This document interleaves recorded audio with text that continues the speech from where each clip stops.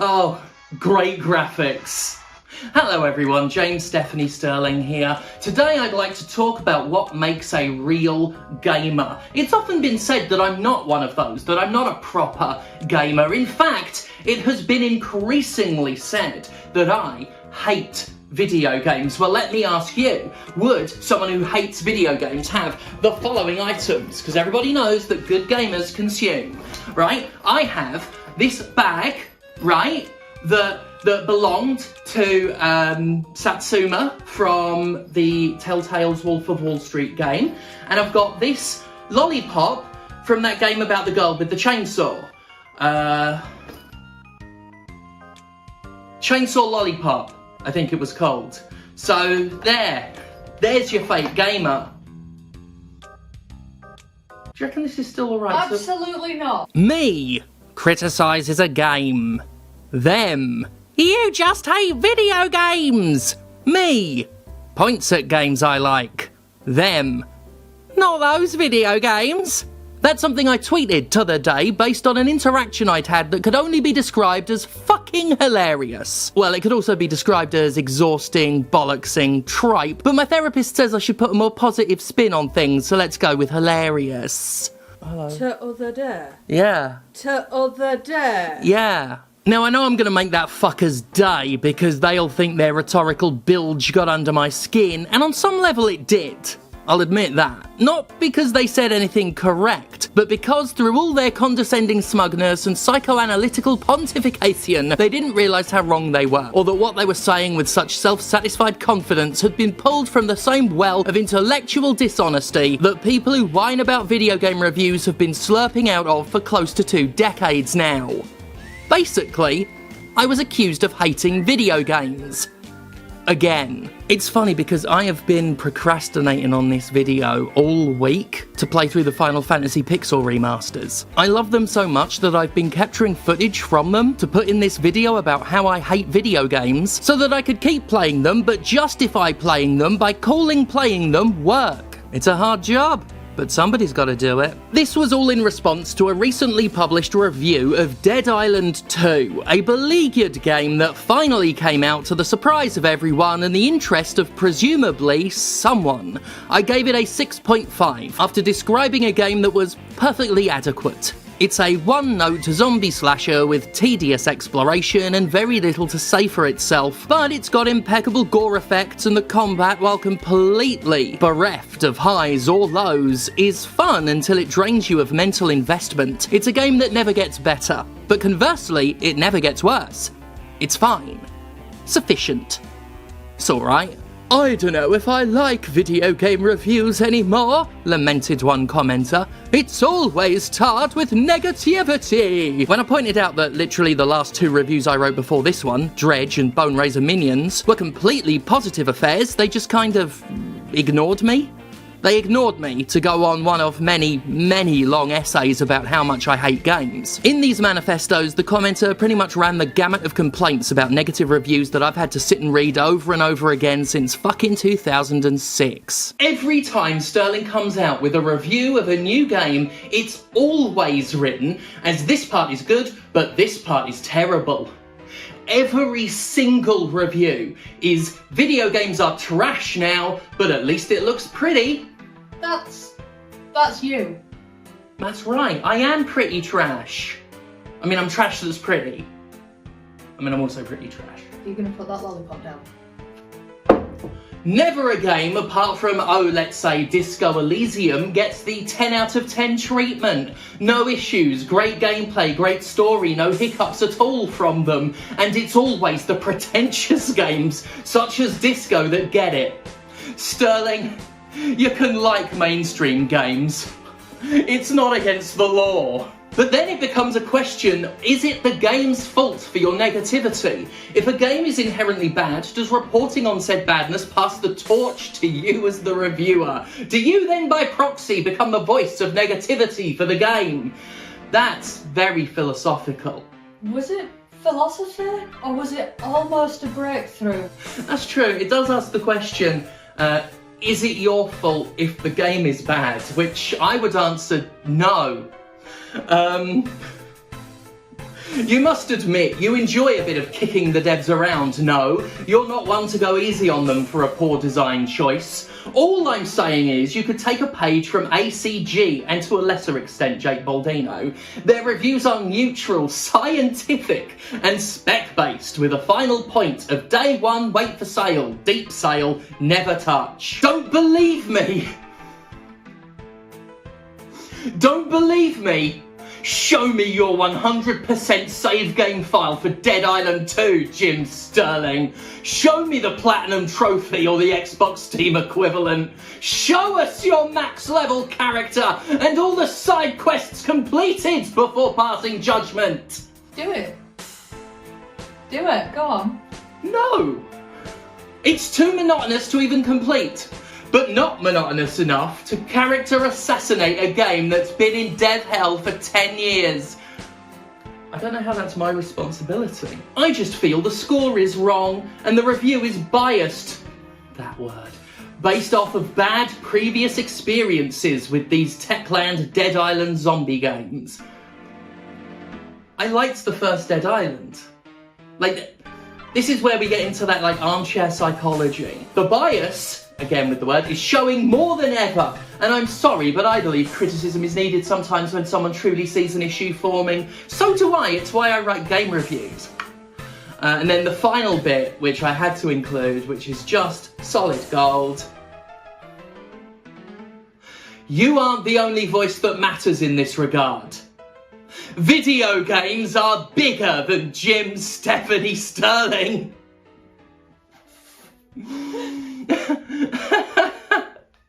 No, they're not. You'll note that none of those excerpts entertained consideration for the possibility that I just didn't happen to like the computer game as much as they liked the computer game. I know I joke about hating video games, and everybody who's ever made a video game, played a video game, sold a video game, thought about a video game, or been so much as photographed near a video game, but I like to think it was understood by the vast majority of folks that it was, quite obviously, a joke, despite the fact it's completely true. Unfortunately, the scream-flavoured slurry-scape that is video game discourse doesn't have much time for nuance, even if such nuance carries all the subtlety of a clown eating foreskins with a firework fork. Stephanie Sterling hates video games. It's an argument as long and as tired as Mitch McConnell's massive sleepy dick.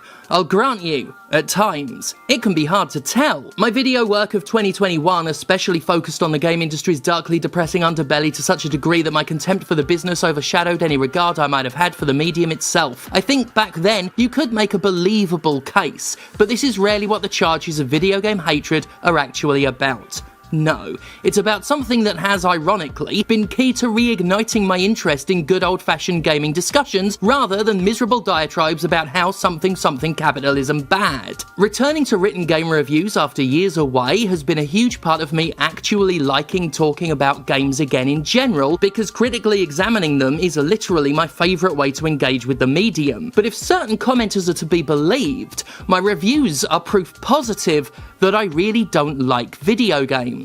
This was a common response to my review of the Dead Space remake. Now I realise it was controversial, but I was a harsh judge of that particular product. I didn't appreciate EA remaking a game whose original series it vandalised and original studio it drove to literal destruction. I didn't care for its padding content, and I just wasn't that impressed by it.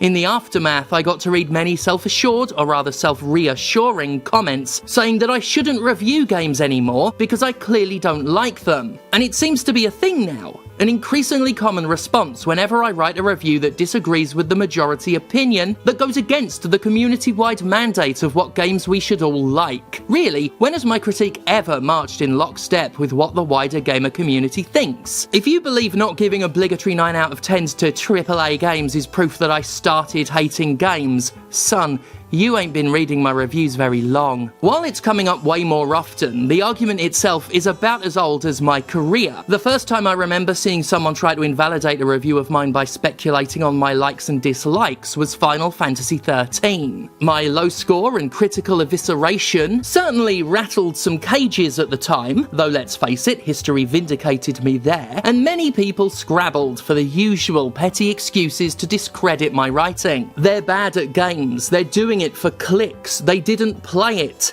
and The one comment that stood out to me for being a complete asspull, Sterling just doesn't like JRPGs. Doesn't like JRPGs.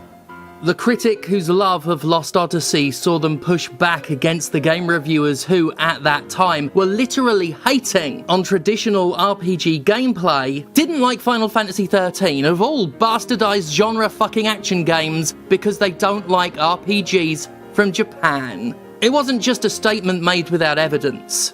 It was made in the face of evidence. It was made with anti-evidence. But it sounded good.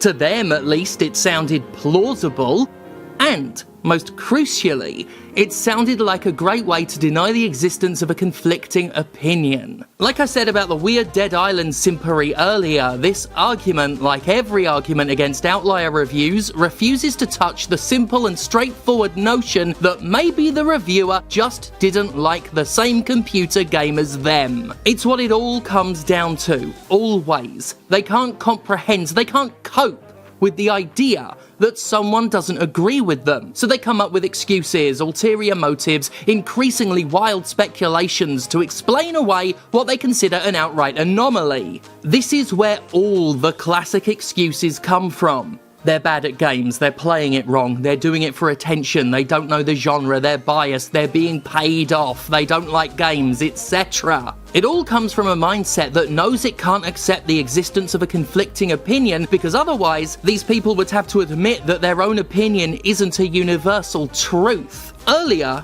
I called these excuses intellectual dishonesty, but at this very moment, I've started to believe it might actually be worse than that. In their own twisted, perverse way, these religious fundamentalists might actually be completely, 100% honest. There are few things more powerfully deceptive than the truth of the deluded. For no matter how wrong a true believer may be, the strength of their conviction can topple whole mountains of evidence. It's quite philosophical, that. I just made it up. The capital G gamers have tied their scarily zealous love of an entertainment product so heavily to their identities and egos that a conflicting take on said product is a disturbing glitch in their matrix. In their minds, it's such an undeniable truth that, say, Breath of the Wild is literally perfect, that even so much as saying it's merely good instead of flawless is grounds for a harassment campaign, that publishing anything less than unwavering praise is a crime so vile as to prove eternally unforgivable, to the point that, years later, they continue to curse the critic's name and scream about Zelda's precious Metacritic score being damaged by that loathsome 7 out of 10. Really looking forward to Tears of the Kingdom, by the way. This is why you see so many of these people demand that reviews be objective, despite the idea being a ludicrous fucking notion to anybody who understands how personal opinions work. I very famously parodied the concept of the objective review, but I've never really sat and talked about what they're really asking for. They don't demand objective reviews because they actually want objectivity in the purest sense of the word. It's because they truly, deep down, believe that their opinions really are facts. I used to say that these people just want game reviews to agree with them, but the more I think about it, the more I realise that isn't quite what's going on. They don't want reviews to agree with them. Oh no. They want game reviews to agree with their reality. None of them ever explain exactly what they mean when they say a review needs to be more objective or more fair, and it's because from their point of view, they don't need to. They start from the position that the quality of a video game is already an evidenced, provable, scientifically immutable fact, and they work from there. It would be like arguing that the sun isn't hot, or that Alien Ant Farm's Smooth Criminal isn't superior to the original. Of course, sometimes their attempts to redefine reality according to their perception of it is incongruous with, well, reality. So it is that when they decide to go with the excuse that a reviewer like me just hates video games, they're faced with a bit of a dilemma when it's pointed out that, no, there's plenty of video games they like, they just didn't happen to enjoy the same ones. And that brings us back to the kind of interaction I described at the beginning of the video.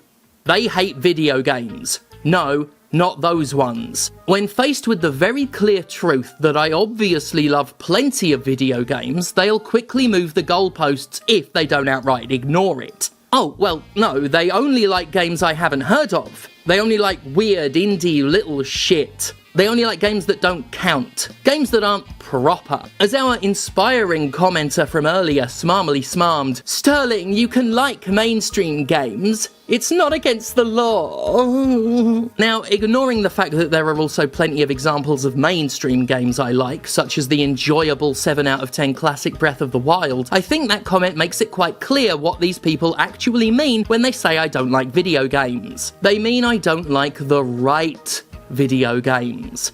I don't like the chosen ones, the mandated ones, the ones we all have to universally agree are good if we don't want to face social ostracization. This is why I can give a fucking 10 out of 10 to Bone Razor Minions, easily the best fucking game of the year so far, and still be called a cynical bitch who no longer loves games and should stop writing reviews because my hatred of the medium has destroyed my ability to write an objective critique, because I don't like the right ones. I don't like what they like, and since we already determined that they believe their opinions to be inalienable facets of objective reality, it stands to reason that the games they like are the only games they consider to be real ones. Hell, if you want to do it to yourself, go online and look up arguments over what is and isn't a real video game. It was a huge debate in the 2010s alongside the classic what is an art game argument. You'll find the attitude I've described in action, as hardcore gamers TM love saying that games they dislike, usually indie shit, often made by marginalised creators, aren't real video games. And that brings us to the darker side of this whole subject. See, while we focused on game reviews specifically, the argument that I just hate video games now, as I mentioned earlier, is a general complaint that's been thrown at me whenever I say anything that certain online communities disagree with, and it's being thrown around more and more.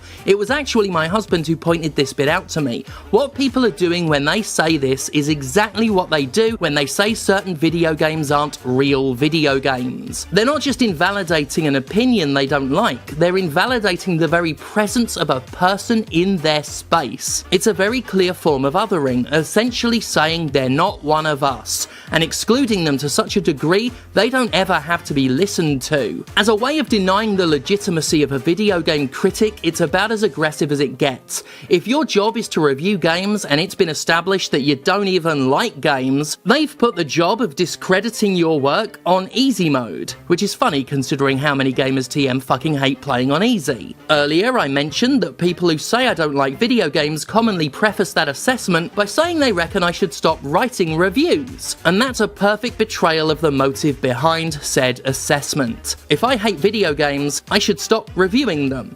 That's actually what they want.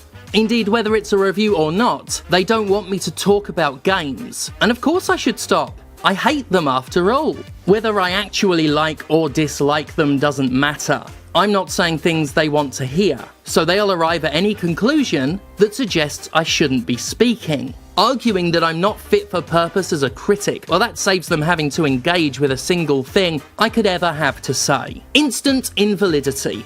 Just add water.